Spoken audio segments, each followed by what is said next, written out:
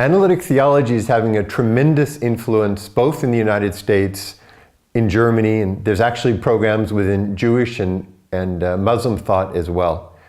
Analytic theology brings a clarity that's often lacking in, let's say, Christian systematic theology.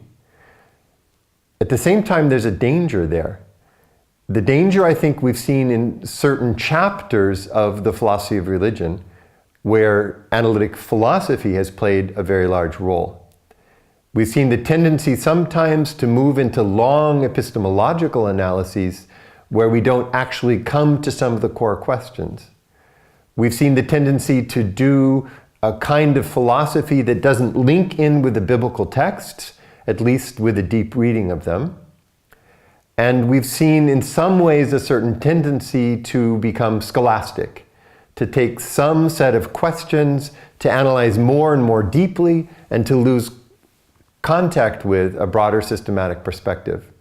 I think, for example, that was a danger of what we used to call perfect being theology in the 1980s and early 1990s. So I've always asked myself, is that a similar danger with analytic theology? It seems to me that there's a difference when we change the word from philosophy to theology. It might not immediately be obvious, but the change of context is actually there. Here's what I think it means. It means that we now make contact with the richer theological tradition. That means we're not shy about asking complex hermeneutical questions about the biblical text. We're not shy about doing a biblical theology, that is the attempt to think about the text as a whole. And we include the entire movement through the history of theology and incredibly complex questions that come along. Personally, I'm a result of both the analytic philosophy training in the United States and a number of years in Germany, where I had the chance to work more deeply on theological questions and the historical tradition, its connection with other schools of philosophy throughout history, than I ever had to do in the United States. If we can think those two sets of resources together, we have a phenomenal basis for asking complex questions.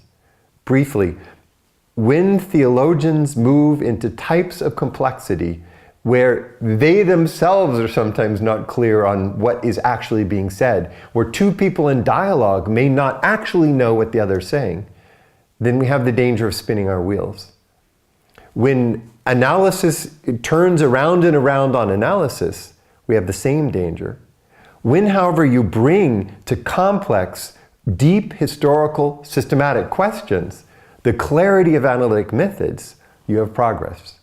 Conversely, when you take clear analysis and focus it on some of the deepest questions that have ever arisen in the Western tradition, you have depth. So that, in short, is why I think we have a breakthrough area of study here.